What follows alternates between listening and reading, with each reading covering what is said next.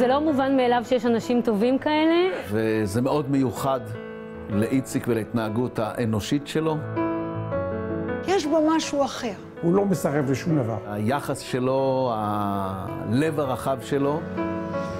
אני פה בשבילך כמו אבא, ממש ממש כמו אבא. זאת אומרת, האכפתיות שלו היא כל כך גדולה, שזה פשוט כיף שיש אנשים כאלה. אם היו מבקשים מאיציק שניידר אישור להכנת התיעוד המיוחד הזה, רוב הסיכויים שהיה מסרב בתוקף. הוא אדם שמודע ורוצה לעזור בכל דבר ועניין. המילה לא קיימת אצלו. אבל המוני האנשים מהעמותות, העובדים, אנשי החינוך ותושבי העמק היו נחושים לא פחות להודות לאדם שלו חדל כבר שנים לעשות את מה שהוא הכי אוהב, לתת. החיים יותר טובים.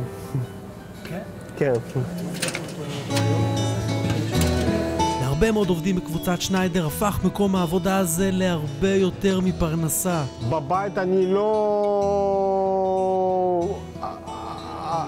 לא מוצא את עצמי, ופה אני עסוק, אני עובד, אני לא חושב.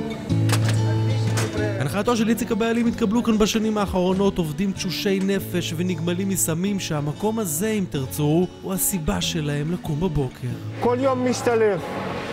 מ-7-12 זה זמן שלי להשתלב. וככה מתחילה שרה לוי, עוזרת למנהלת החשבונות בקבוצת שניידר את היום שלה.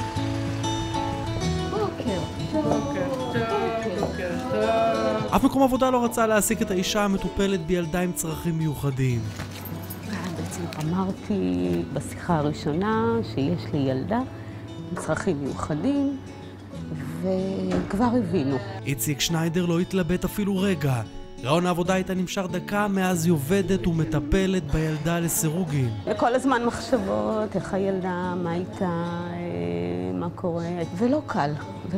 זה צריך הרבה אוויר.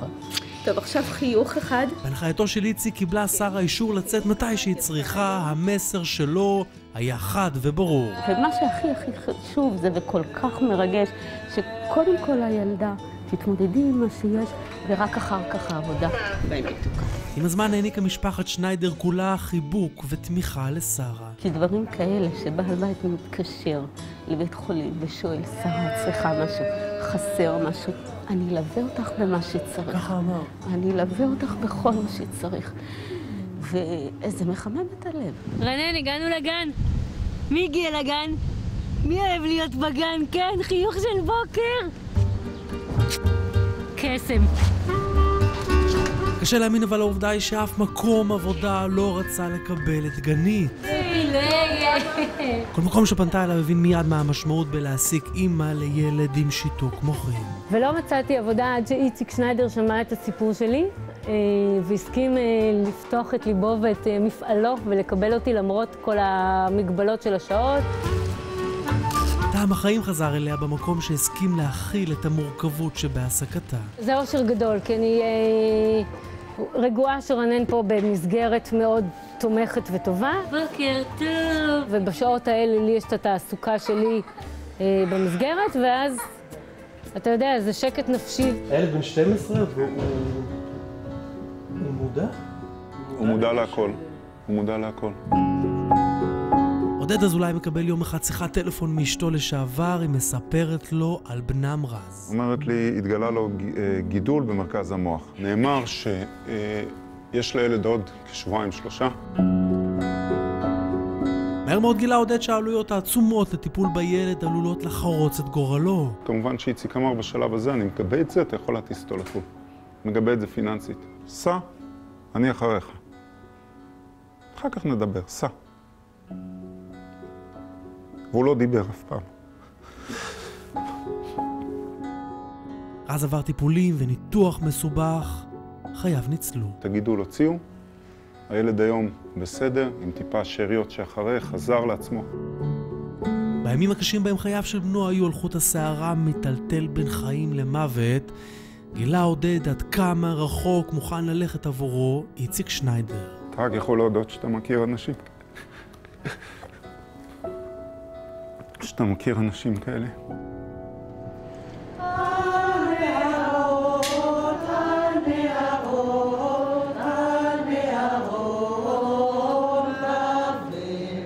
הרצון העז של איציק ושוש שניידר לעזור ולתת גלש הרבה מעבר למרחב העבודה. זה נותן לי חיים, נותן לי רצון לצאת מהבית, לצאת מהמיטה, לצאת מהעצב ולהגיע הנה.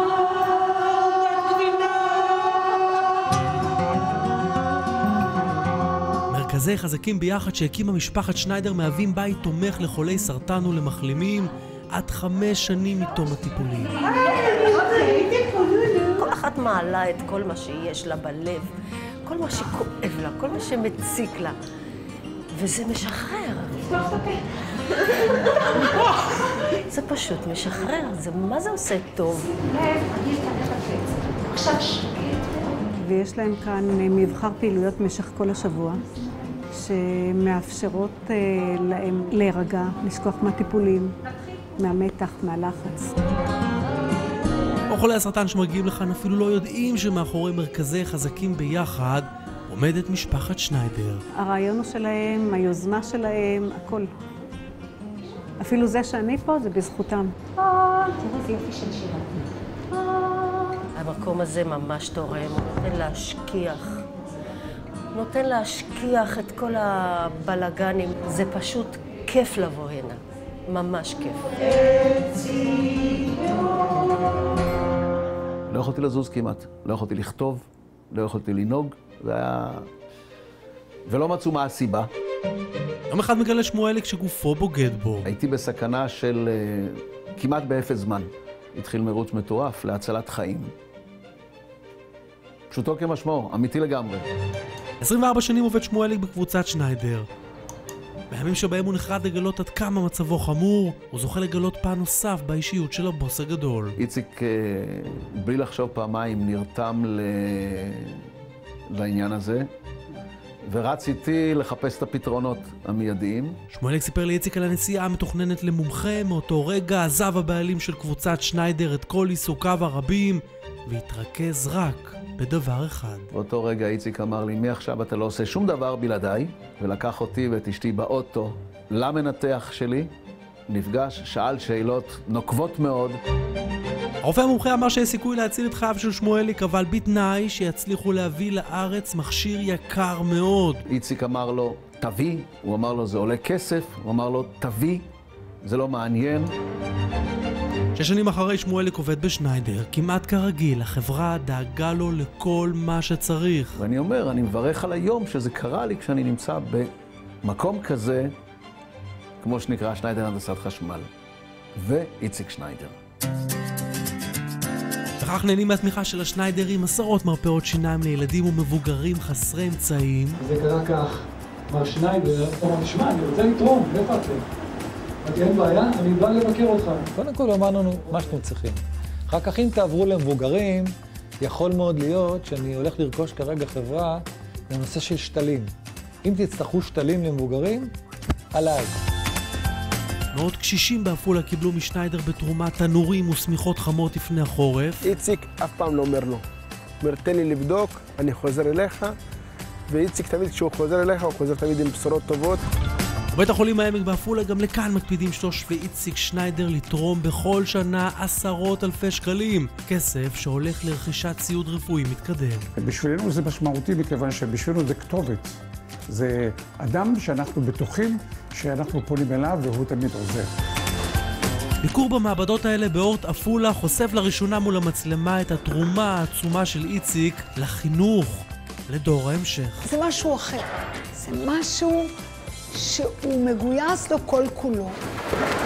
בזכות התרומה של שניידר הוקמו כאן מעבדות משוכללות. התלמידים גם זוכים להתנסות בעבודה אמיתית במפעלים של הקבוצה. לתת להם הזדמנות לטעום מה זאת אומרת עבודה במפעל של העידן המודרני בתחום החשמל, פיקוד ובקרה. וגם כאן כבר למדו ששניידר פשוט לא יודע לסרב כשמגיעה בקשה לסיוע. הייתי אומרת שהוא רוצה להעניק יותר מאשר העגל רוצה לינוק. ולפעמים כשאנחנו קצת מעוכבים, כי אנחנו עסוקים בעוד דברים, הוא לא מבין מה קרה, למה לא מגיעים. את אביבה פגשנו בעפולה. אפילו הביישנות שלה לא מנעה ממנה לספר לנו איך הפכו שוש ואיציק שניידר לאבא ואמא שלה. שוש בשבילי אמא שלי, איציק בשבילי אבא שלי. בשבילי הרבה עשו, הרבה עזרו, הרבה דאגו. אביבה הייתה עובדת המשק באחד המפעלים של קבוצת שניידר. היום שאמא שלה נפטרה, פגשה אותה שוש ואמרה לה משפט שלא תשכח לעולם. שוש שראה אותי עצובה, את תדאגי, אני אהיה אמא שלך. תחילה לדאוג לי, תחילה הרבה לעזור לי. זו לא הייתה גחמה של רגע. אביבה עובדת ניקיון ומגדלת לבדה את ילדיה, פשוט זכתה להורים חדשים. זה אמא מאמצת שלי. האמת, גם עד הסוף תהיה אמא שלי. אין לי אף אחד, חוץ מהיא.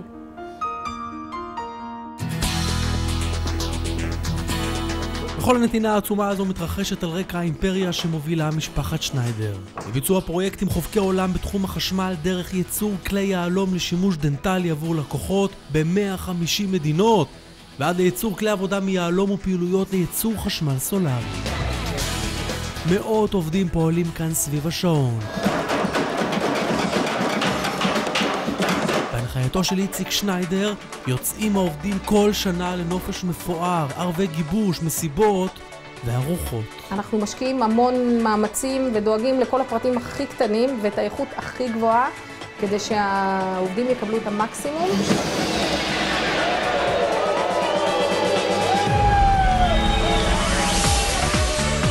מזכירתו הנאמנה ניצה נדהמת בכל פעם מחדש לגלות איך הבוס הקפדן המחושב לא עושה חשבון כשמדובר ברווחה של העובדים. הוא אפילו לא יודע כמה זה עלה לו עדיין. הוא לא יודע. הוא נתן לי יד חופשית לדאוג לעובדים במקסימום. איציק שניידר פשוט זיהה כבר בראשית דרכו את הנוסחה הסודית. הייתי אומרת, זה כבר הופך להיות ב-DNA שלהם. זה פשוט מרתק. הוא הצליח למצוא את הקשר בין השגשוג העסקי הזה לנתיבות, לתרומה, לנתינה. איציק לקח את המושכות באופן אישי, לא בתור חברה ולא בתור מעסיק ולא בתור כלום, באופן אישי, בתור חבר, והלך איתי במסע הזה בצורה עד היום.